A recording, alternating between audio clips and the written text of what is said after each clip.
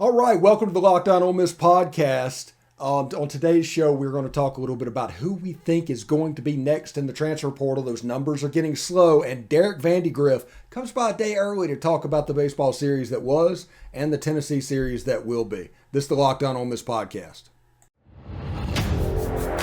You are Locked On Ole Miss, your daily podcast on the Ole Miss Rebels, part of the Locked On Podcast Network, your team every day.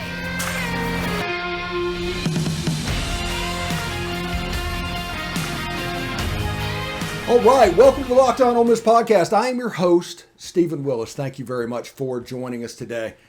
Just want to say that today's episode of the Locked On Ole Miss podcast is brought to you by StatHero. StatHero is reshaping the way you play your fantasy sports. Dozens of house-based games to play daily. No sharks, no funky props, just your skill versus the lineups you choose. Sign up today at stathero.com/lockedon. Also, thanks for making the Locked On Ole Miss podcast your first listen every day. We are free and available on all platforms, including YouTube. So do me a favor, hit subscribe on the channel. Hit the bell for notifications when new videos get posted, which do quite a bit. And of course, upvote the video itself. Participate in the comments down below. And of course, have fun again watching Ole Miss football.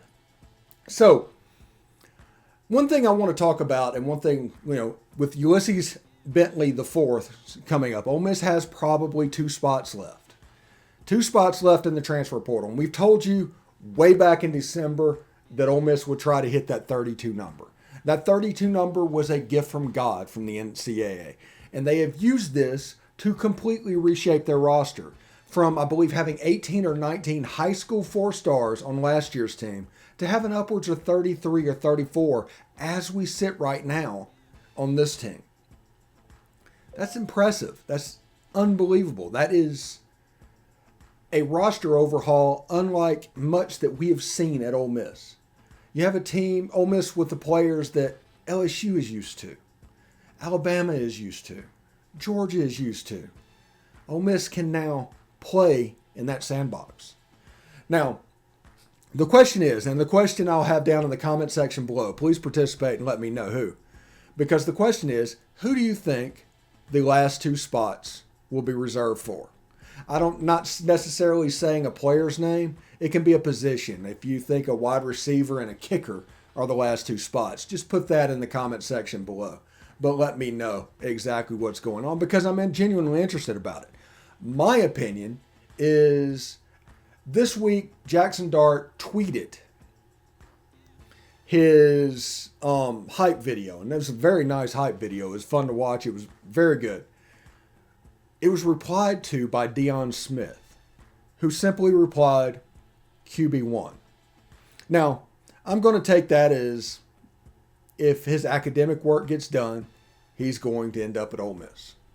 That is his plan. His decision's been made. He just hasn't announced it in case he fails, which I don't blame him because if it didn't go right, why announce it now? Simple as that. Why announce it now? But since he did, I'm going to assume that one of those two spots is Deion Smith. Really good wide receiver, big guy. We've talked over and over about the need to get bigger at the wide receiver position. You already have Braylon Brown and Jonathan Mingo, but you're going to have Malik Heath. And if you're going to add Deion Smith, you already have Brandon Buckhalter to go in there. That's 6'2", 6'3" wide receivers on the outside. On the inside, 6'1", 6'2". They're bigger. And why is that important? Well, Ole Miss has had a history of big wide receivers. You've seen what they can do. You can see what they are made of. Now, they also can really block, and they use their size mismatch advantage in the run game really well. So whoever plays wide receiver at Ole Miss is going to block their ass off. Why? Because Zach Evans, Ulysses Bentley IV, and Quinshon Judkins are in the backfield. I expect this team to be a 60%, 65% run team. I know everybody thinks of Lane Kiffin and they think air raid and they throw the ball around. Lane Kiffin has traditionally been in that 60 to 70% run since he's been back in his second stint of coaching. The change was his last year at FAU when he was about 55% run. And they threw the ball around a little bit. Under Charlie Weiss Jr., that I might add. But his strength was there was a strength at the wide receiver position. They have some big guys, some mismatches, and especially at tight end with the Mackey winner going on there. So I think Deion Smith is the fit for spot number 31. What about spot number 32? Me personally, I think it should go to a grad transfer kicker. If he thinks this team is good as we think this team is, if they go out in spring practice this week and really impress him, I just think that he wants those 3 points to be in his back pocket. Kel Nation, God bless him, did not perform well against Louisville, did not perform well against Baylor, did perform well against Mississippi State, but it is what it is. He's not Caden Costa. If he's Caden Costa, he would have beat him out last year. I think that he is essentially a stopgap moving forward. Now, where do you get the kicker from? It doesn't matter. It's a single. I'd get a grad transfer kicker with one year scholarship and use that, and you can recruit to that after he leaves. You can replace that directly after he leaves with another position to build up the roster yet some more. Now, remember, with this roster, there are several players that are second or third year players because of the transfer portal. And this senior class is set to be 4 or 5 players, which means right now they can sign on the 85, they can sign 5 players because of eligibility. So what does that mean? Well, that means that players are going to get processed. That means that players are going to go into the transfer portal.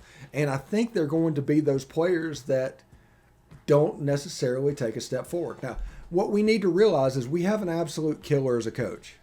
He takes pro mindset absolutely seriously. And if you're not 100% in, he's not going to be 100% in with you. And understanding that means that you understand how he's going to react to certain situations. Remember, Lane Kiffin is very much of the Pete Carroll school.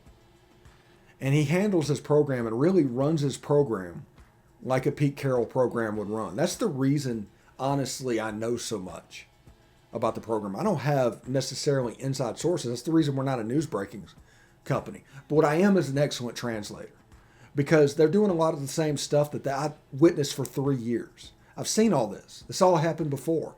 How they would react to a situation, I've seen it. I've been there. I understand. I don't guess. I don't want. I don't wish. I understand. I see where things are going. And because of that, I'm able to see exactly what is coming down the road. And I can read these signs that other people might miss because I've been in those meetings. I've seen those players, had those conversations. And it is what it is. I may not have been the best at what I did, but I was there. And I do understand how things go. So, take it for what you will. Anyway, anyone take up St. Peter's and now your brackets are busted, or Kentucky and your brackets are busted. Now mine's not looking good, but I still got some cash from StatHero Pick'em. If you haven't checked out this new platform, you're really missing out. StatHero's amazing NCAA single game pick'ems pit the star players against each other in an amazing hybrid between fantasy sports and sports gambling. Take back control from those handicappers that always seem to have the upper hand. Start focusing on the players that you know best with the gameplay that doesn't rely on big spreads, long odds, or funky props. StatHero gives you the advantage, resulting in the gamers winning 4 times more often. Why? Because StatHero eliminates the mystery about who or what you are going up against. So sign up for free right now at stathero.com/lockedon and use promo code LOCKEDON for a 100% deposit match. That's stathero.com/lockedon, promo code LOCKEDON for 100% match. stathero.com/lockedon, promo code LOCKEDON. Terms and conditions apply. Now, also, this is the time of year when I've pretty much given up on all my New Year's resolutions, but not this year. This year, I'm sticking to my resolution to eat right, thanks to Built Bar. It almost feels like it's not really a resolution because I actually enjoy eating them. Have you tried the Puffs? If you haven't, you're missing out on one of Built Bar's best tasting bars. Puffs are the first ever protein-infused marshmallow. They're fluffy, they're marshmallowy. They're not just a protein bar, they're a treat, and they're covered in 100% real chocolate. Mint brownie, coconut almond, and for this month, white chocolate cookies and cream. They're all delicious, and the new flavors are coming out all the time. If they think a flavor might be good, they'll make it, it'll be delicious, and it will be good for you. At Built Bar, they are all about the taste. They'll make it delicious first, then figure out how to make it healthy, and I don't know how, but they pull it off every single time. So here's the offer. Go to Built.com, use promo code LOCKED15, and get 15% off your order. Use promo code LOCKED15 for 15% off at Built.com. Thanks for making Locked On Ole Miss your first listen every day. We are free and available on all platforms. Do us a favor, rating and review us at iTunes. Give us a 5-star review. You can say whatever you want to, but rate us and review us there. Remember, we are available wherever you get your podcast. So, in the first segment we think Deion Smith is going to go to Ole Miss. I mean, we told you why, but we believe he is going to go that way. The second is, what is the next slot? Nobody really knows. And every time somebody claims to know, they end up being wrong. So whenever he transfers away and the connections from other schools come in, maybe they'll have it. They'll understand what they're doing. But until then, we just do not really know. Now, I would take a kicker. Absolutely. But I can understand people that think a center might be in the cards, or another offensive tackle, or some other offensive lineman, potentially an defensive back or defensive lineman. I understand where all that is coming from and trying to construct this roster where this would actually put Ole Miss's team. I understand that. But the question becomes, to me personally, is how will this team improve, and what will that last player do to take us over the top? Period. What will that last player do to put us over the top? I think a kicker, just because you need to be able to count on 3 points. If you get into about the 25-yard line, you need to be able to count that field goal is going to be good. You know, to be able to count on that kick being exactly what you need to do. And in a game versus Alabama, in a game versus LSU, in a game versus Texas A&M, those points matter. And because of that, I am all on a kicker for the last spot. Now, our comment section below, if you were watching, if you're enjoying it, tell us which player or which position you would use the last 2 transfer portal spots on. We know that they're going to sign them. We know they're going to continue to turn over the roster. He has used the COVID rules like you would not believe over the last couple months in the transfer portal. Back in December, when everybody was calling for Lane Kiffin to be criticized and everything for his signing class, when I told you that he was going to sign a bunch of players in the transfer portal and they're going to sign the full 32, they told you they didn't have enough spots. They said the roster crunch was a problem. They didn't understand what this staff would do and how they would handle this. And because of that, all of this seemed like a surprise. All of this seemed new. All of this seemed reactionary when this was the plan all along. I think if Ole Miss wanted to sign 25 in December, they could and would have signed 25 in December. But they signed the right kids in December. And what they didn't hit on, they filled it in the transfer portal. And because of that, you have a talented team in Oxford. Now, I told you, I will always treat you like an adult. I am not here to temper your expectations. That is a you problem. But just because they are talented do not mean they are going to be good. As Ken Dryden or whatever said on the Miracle Ice, it is one thing to be talented. It is quite another to be good. So understand that there is still some work to be done, and these spring practices are going to be huge. These are going to be some of the most competitive reps that have ever happened on an Ole Miss practice field, because these are really good players, and it is something to see. At wide receiver and everything going on, they realize, like Malik Heath, that Deion Smith gets here, these players have this spring to make an impression. They need to walk into fall camp as the number one. If they're not, they're probably going to potentially get processed as everything moves forward. I'm just excited. I want to see exactly how they do this. I want to see exactly what it looks like. I'm pumped that Luke Altmaier and Jackson Dart are putting out videos. They are ready to compete. And this is going to be the only story between now and Labor Day. It's going to be really good. And I'm pretty thankful for that. It's that time of year again as college basketball's tournament is finally upon us. From all your latest odds, contests, and player props, BetOnline.net is the #1 sports source for all your sports betting needs and info. BetOnline remains the best spot for all your sports scores, podcasts, and news this season. And it's not just basketball. BetOnline is your continued source for all your sporting wagering information needs, including live betting and your favorite Vegas casino games. Head to the website today or use your mobile device to learn more about the trends and actions. BetOnline, where the game starts. Thanks for making the Locked On Ole Miss podcast your first listen every day. We are free and available on all platforms, including YouTube. So do us a favor, hit subscribe, hit the bell for notifications when new videos post, and of course, upvote the video itself. Derek Vandygriff is coming in, going to talk a little baseball. Normally he comes in on Tuesday, but I think since we started on Thursday, he can come in on Monday. How you doing, Derek? Doing good, man. How you doing? Oh man, I'm just peachy. I'm kind of like the Auburn batting order on Friday. Oh, well, yeah, you're doing pretty well then.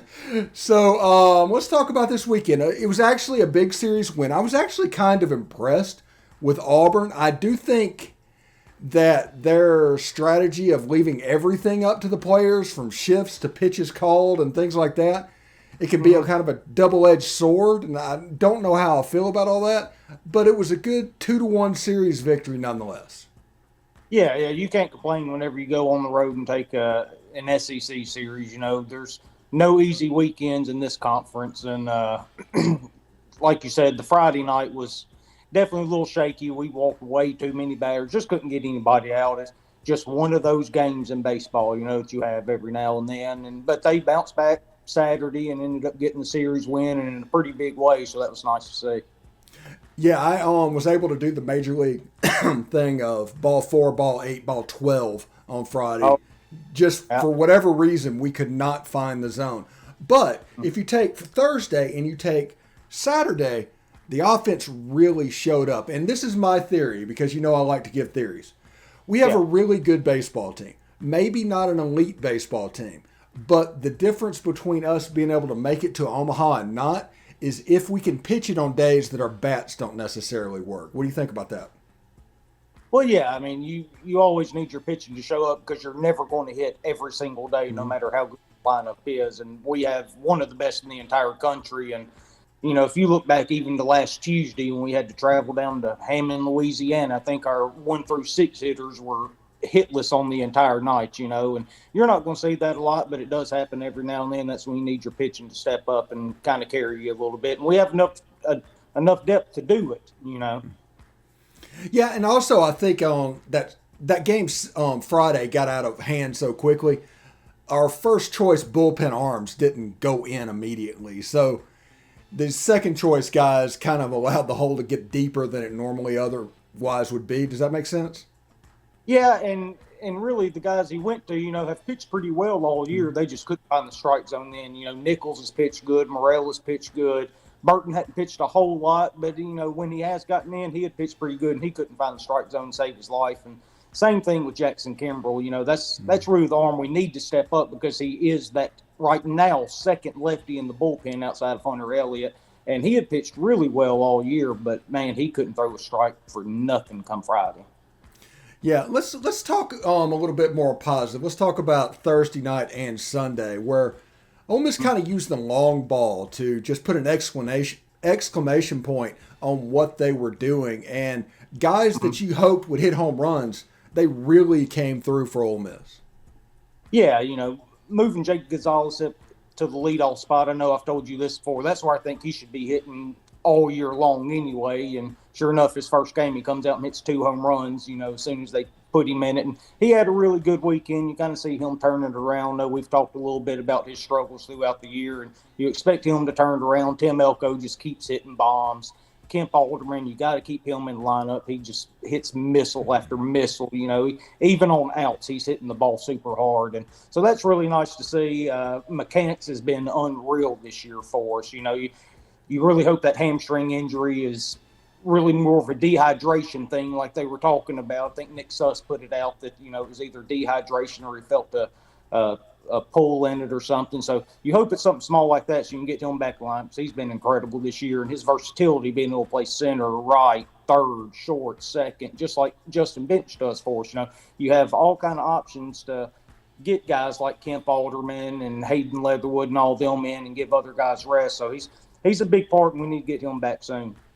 Yeah, when you move Jacob Gonzalez into that top spot, you do need that hitter to hit in the 3 spot that can be a little bit special. And TJ McCants really rose to the occasion this weekend, hit the ball really hard, hit the ball on a line, and that allows you to have Kevin Graham to come back in the 5 hole. Think 1 through 5 what that will look like. Good grief. Well, yeah, or just think about you have Gonzalez leading off, and then McCants hitting second, Elko third, and Graham fourth, and slide down, and you basically have Justin Bench hitting 5th, and he could be kind of like another leadoff hitter to kind of set guys up like Alderman and get on base, him and Chatnier and guys like that. So if we can get him back and get him swinging it the way that he was, we can really use the depth of the lineup to work any kind of batting lineup we want to. Yeah, when you look at our problems, right now, I always nitpick after weekends. The weekend was fine. It was a great win, great series win and everything, but man, we struggled on the base paths this weekend. And we struggled on out all year long. I'm about tired of seeing us getting first, third outs at third base. Yeah, it's one of those things. What do you do to kind of put the restraints on them a little bit without losing their aggressiveness? Because I think that's the delicate balance they're trying to do, and they're kind of out of control, for lack of a better word, because in college baseball, players don't make plays all the time. The throws aren't really good. Although we had Jacob Gonzalez thrown out at the plate, I believe, but that was a 1 in 5 type throw. Most of the time he's going to make it in. Is that what it is, just counting on the defense to not be able to make that play?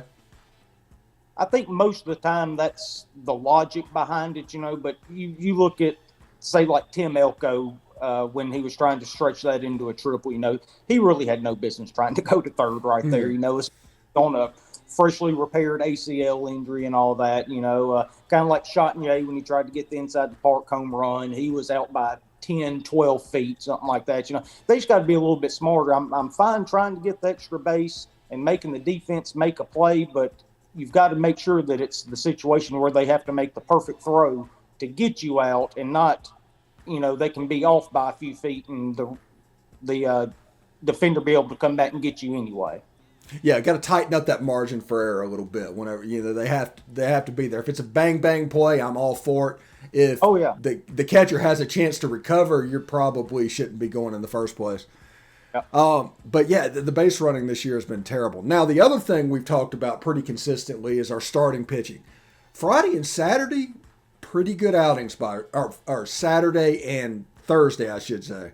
Pretty good outings by our starters. Derek Diamond had that inning that he is known to have. Is that our problem start now? Is the Jack Doherty a mirage? Tell me what I'm looking at. No, I think Doherty has earned the right to stay in the rotation. He ended up pitching pretty good for us Saturday. Goes 5+ innings, 7 Ks, I think. Ended up with 2 runs on his ledger, but one of them was after he had done exited the game. And he gave us exactly what we needed, saved the bullpen a little bit. But Diamond, that's starting to become a problem. You got to figure out what you're going to do there. You've got options if you want to use your depth. Maybe bring an opener in, somebody can get through the rotation the first time, and maybe Diamond could do that. But you still got arms like Hunter Elliott, and I'll tell you somebody else I've been really impressed with. Josh Mallitz has really thrown the ball well this year. Yeah, he really has. He threw a lot of strikes, but every single one of them were fastballs. And once they figured out he was throwing nothing but fastballs, they just teed off on him. A Sunday game down in Starkville last year, I think, kind of messed with his confidence a little bit. They teed off on his fastball, but he's got that big breaking ball now that's really starting to work well for him. If he can put that in the back of their head that might be coming and keep people off balance like he's done this year, he could be a guy that could come in and get you through the order one time, and then you can use the depth of your pitching staff and your bullpen to get you through the rest of the game. Yeah, it's always fun to see these pitchers come through and develop. Like, he comes in, somebody will come in and have just a great fastball, and they just need those extra pitches to come in. And to see them kind of appear and the way they pitch start to change, and then the pitchers start throwing with confidence, it's really cool to see. I hate to mix sports, but it's kind of like Senquez Golson as a freshman against Alabama, where Trent Richardson just juked him all out of the heck and scored a crazy touchdown. But his senior year, he had like 12 interceptions, was an All-American, and was just one of the best corners he's ever played. That development is probably the reason I am a college fan over a pro fan, and that's in all sports, no matter what's going on. Yeah, and that's kind of the problem we're seeing with Derek Diamond. I mean, really, if you look back 2 years ago when he was a true freshman, he's kind of the same guy he was back then, right? I mean, he's got and I know he had the shoulder injury last year, and he had the COVID year, and all that may have, hampered his progression a little bit. But with the shoulder injury, his fastball doesn't have near as enough life on it that it used to, and his curveball, which was devastating 2 years ago, just isn't anymore. He doesn't have that feel for it for whatever reason, and I think he still has the stuff, but I'm not convinced he's 100% healthy, and that's when you need to look at shortening the game a little bit for him, either get him through the lineup once or maybe bring somebody to do it for him, but he hasn't progressed the way we're used to seeing Mike Bianco pitchers progress. Yeah, and the problem is that players, somebody like Hunter Elliott, you don't want to take that left-handed arm out of the bullpen to put him in as a starter, because you'd like to have him as needed throughout the weekend. It's kind of a weird spot, but I do agree that maybe there should just be a 3-inning cap on Derek Diamond. Like, go through the lineup once, get us there, do the best you can, and then we'll go on to the next guy. Just kind of a pitcher by committee. Yeah, and again, that goes back to what we were talking about with Jackson Kimbrell earlier. If he's able to throw strikes like he was earlier in the year instead of what he showed us on Friday, then it doesn't hurt near as much to be able to bring Hunter Elliott out and maybe try to get 3 innings out of him on a Saturday or something like that, because you've got him in your back pocket the rest of the weekend if you need a lefty to come out of the bullpen. Have I told you my theory on Jackson Kimbrell? No, I don't think you have. I think he is a guy that whenever the opposing team is pressing, whenever they're playing from behind and they're trying to just get that hit and go over there, he is unbelievably effective. But it goes down considerably when you put him in the game and Auburn has a 12-run lead where they can just sit back. And it just changes the dynamic. But whenever he presses, he's a ground ball machine. Yeah, he is, and there's a lot of pitchers like that. If you want to go to the major league side of it, Ken Giles is that way. He's a big hard thrower. He's got a big slider on him, but it was like 2 years ago, anytime he came in a non-save situation, his ERA was up like around 8. But when he come in a save situation, he was a 1.2 ERA guy, and he shut everybody down. It is a little bit of a different mindset that way, and that's just how some of them are wired, I guess. Yeah, and I hated to see it for Jackson Kimbrell. I hated to see it for Wes Burton. And like Friday was just one of those flush it games. They just don't even talk about it and get to the next game and do exactly what they did. But you don't see many games, and you haven't seen many games in the Mike Bianco era that were like Friday. No, you don't. And that's a testament to Mike with all the pitchers that he always has coming through this program. And, it's kind of different this year because, I'm sitting here trying to say, maybe we need to have an opener one weekend, and in the Mike Bianco era, you have 3 weekend starters, and they're going out there, and by God, they're getting you 5 or 6 innings, and that's just the end of that, But it's a little different this year because we have so much depth, and we just need to be able to use that depth, and that's one way I think we can counteract our second start, problems right now. I think us as a fan base need to change the way we look at Saturday. Derek Diamond's going to pitch and everything. We need to look at him like he's an opener, whether they call him that or not. I think they're going to be very much a quick hook the rest of the way in the SEC schedule, especially with Tennessee coming to town. We're going to talk about that in a minute. He had room for error against that lineup. Yeah, and I do think there's going to be a quick hook, and essentially he will be an opener moving forward. Yeah, and I think that's the right move to do with it right now. Like I said, especially until you get him healthy, because there's just no way that he's completely healthy off that shoulder injury the way he's throwing the ball right now. All right, let's talk about the Tennessee Volunteers. These boys are good. I think they had a guy hit 103 on the gun or something like that. Some ludicrous thing. Tell me what you know about the Tennessee Vols. Well, man, they're going to be one of those teams the next 1-2 years, kind of like we looked at Vanderbilt last year as far as their starting rotation goes. They're young. They throw it hard. They've got a freshman on Friday, a sophomore on Saturday, and another freshman on Sunday. The one on Friday can run it up to 98, 99 miles an hour. One on Saturday can get up 96, 97. They just young guys that just throw the fire out of the ball, and they can really, really hit. Now, one interesting thing going into this weekend, though, this is their first true road game of the year coming up Friday night. The only time they have played away from Tennessee is they had the 3 games in, I think it was Houston for the Shriners Classic. They lost to Texas and then beat Oklahoma and Baylor. But those were neutral site games. They haven't played a true road game all year, so it'd be interesting to see if maybe the nerves get to them a little bit once they get in front of 11, 12, 13,000 people a night. Yeah, and for lack of a better word, Tennessee is one of those teams that really play with their heart on their sleeve. They're really emotional guys, and they're going to celebrate. They're going to do things. They're that team that when they're beating you drives you absolutely crazy. Yeah, I'm sure Arkansas is going to hate them when they play them. You know how much they hate having fun, But Ole Miss is that way too, though.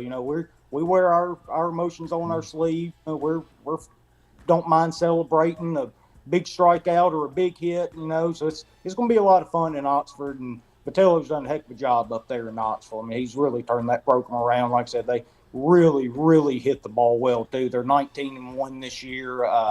Just got done sweeping South Carolina, which, is not the normal South Carolina we're used to seeing over the last 10 years. They're still a pretty good ball club. Anytime you can get a sweep in the SEC, that's a pretty big deal.